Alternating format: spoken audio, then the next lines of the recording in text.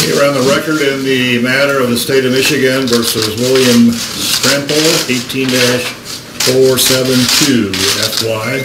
Sir, are you William Strampel? Yeah. Can you hear me okay? And see me okay? Okay. Can you hear me? Yes, sir. I believe counsel on your behalf is present. Is that true? Good afternoon, Your Honor. John Dackmack on behalf of Dr. Strampel. Can I have your P number, sir? 58210.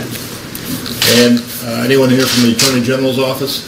Good afternoon, Your Honor. William Ralston on behalf of the people. I'm also accompanied by Ms. Laura Moody of our office. My P number is 40771. Last name Ralston? R-O-L-L-S-T-I-N, yes, sir. Thank you. You can be seated. Mr. Dackmack, would you like me to read the charges into the record? We'll waive reading your understanding to all charges. Okay. As you all know, the court does not entertain a plea, the district court does not entertain a plea in a circuit court felony matter. The defendant is entitled to a preliminary examination where a judge will determine if there's probable cause to believe the crime is alleged, or the crimes, the felonies that are alleged were committed and committed by the defendant. And the preliminary examination date would be April 12th at 9 a.m. Your Honor, may I address that date? Sure. I discussed this with the prosecutor. We have yet to receive any discovery in this matter. It appears to be larger than most cases. I would waive the right my client has to have a preliminary examination in 14 days. And I'd ask her to consider sometime in the week of April 23rd of this year for a preliminary examination. All right. Mr. Strampel, is it acceptable to you if the preliminary examination date is held more than 21 days after today's date, that is the date of your arraignment? It is. Have you had time to discuss the matter with your lawyer?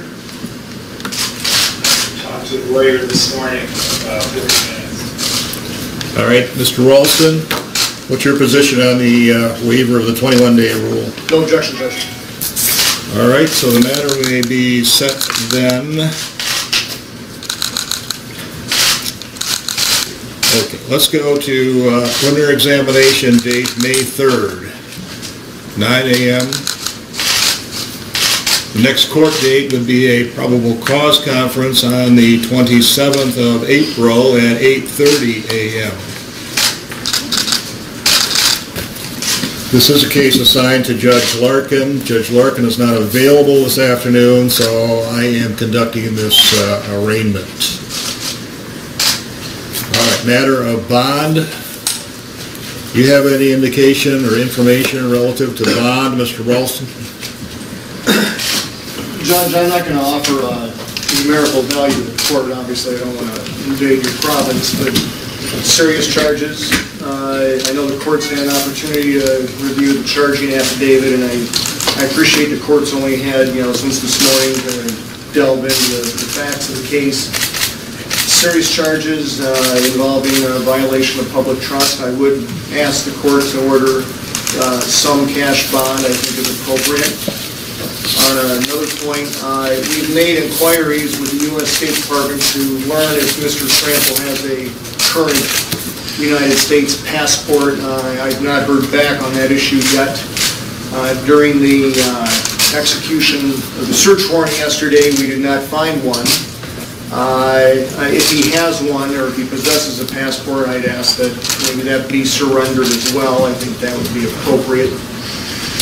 And finally, Judge, given the facts of the matter and the allegations in our charging affidavit, I think it's very prudent and appropriate to ask the court to order that Dean Strampel remain some distance, maybe 500 yards from the MSU College of Osteopathic Medicine in Keene Hall. Many of the witnesses are either current or former students there. I I know that he's at least tendered a medical leave of some kind during his, after his resignation from the School of Medicine as the dean. But, you know, given that he's still a faculty member, although on medical leave, it would be appropriate, I think, to restrict his movements over there on campus.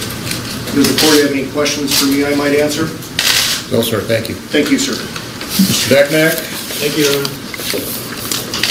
Your Honor, as you're well aware, in a case of this nature pursuant to MCR 6.106C, a personal recognizance bond is a mere presumption in a case like this. My client is not a threat to the public at large. He is not at risk of flight in this case. As I may point out, Your Honor, my client was born in this state. His family has resided in this state prior to the Civil War of this nation.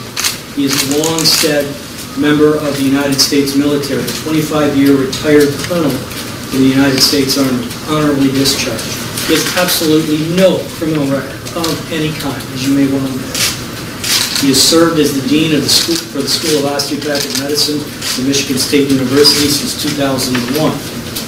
He will be at all court appearances. We have been working with the Attorney General for weeks, if not months, in dealing with their inquiries in this matter. We have made ourselves readily available whenever they wish. There is no need in this case to impose a cash bond, nor conditions that. Let me address the condition of whether or not he should be allowed to enter on to MSU School of Osteopathic Medicine. As you may have seen or may not have seen, this is a very public matter. Tenure proceedings are being brought against my client. He may very well have to challenge those. Those may very well happen on MSU's campus. We understand the need for him not to come into contact with any of the alleged victims in this case. I think there are 4 outlined in the charging documents and the supporting affidavit. None of those names have been made available to us. We do not know with any certainty who they are. The allegations are from years ago, Your Honor. We have no reason to believe that any of these individuals themselves are still on MSU's campus or even in the state of Michigan. My client will abide by any conditions Your Honor sets forth, even a cash bond in this case, any condition obviously. But I think at this point, as a 70-year-old man, as a retired colonel from the United States Army, as a long-standing member of this state, he has shown that he will appear at all court appearances. He is not a threat to the community at large, and I think a personal recognizance bond is in order in this case. He's not currently a faculty member?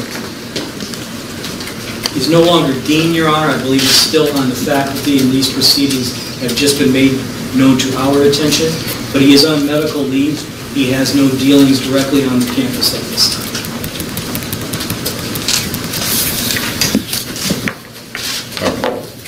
The charge here, most serious charge is a 5-year felony.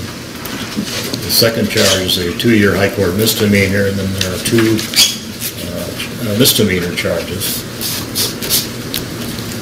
I'm not hearing anything that would cause me to believe that the defendant is a flight risk. He doesn't have a criminal record that I can determine. His bond is $25,000, personal recognizance with appropriate conditions as follows. Standard conditions of bond are that he must report to Ingham County Pretrial Services while the case is in progress. He may not engage in any out-of-state travel without the consent of the court. He may not have contact with any witness, with any victim. I don't have names of victims either, so this is not going to be a arrestable bond that's placed in the lien system. But he may not have any contact with any victim, any witness, or I'm going to extend the bond to any medical student on the campus of Michigan State University or any former medical student, except via counsel. Counsel has the right, I think, to conduct an investigation if it so chooses and to speak with these potential victims and witnesses, but the defendant may not have any contact. If he violates a bond condition, his bond probably be revoked. Mr. McMack. One point of clarification, Your Honor. When you say no former MSU students at the medical school, it's a big university.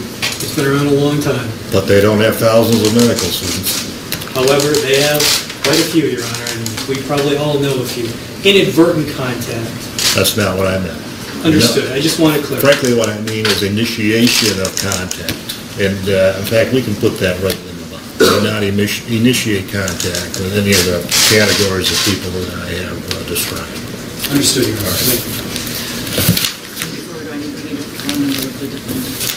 We need the defendant's phone number. Why don't you give that to us off the record? I will. Okay. Yes, Your Honor. Anything else, Mr. Ralston? No, thank you very much, Doug. Anything else, Mr. Natmack? No, Your Honor. Thank you. All right, that's all for this record. Thank you all. Thank you, Your Honor.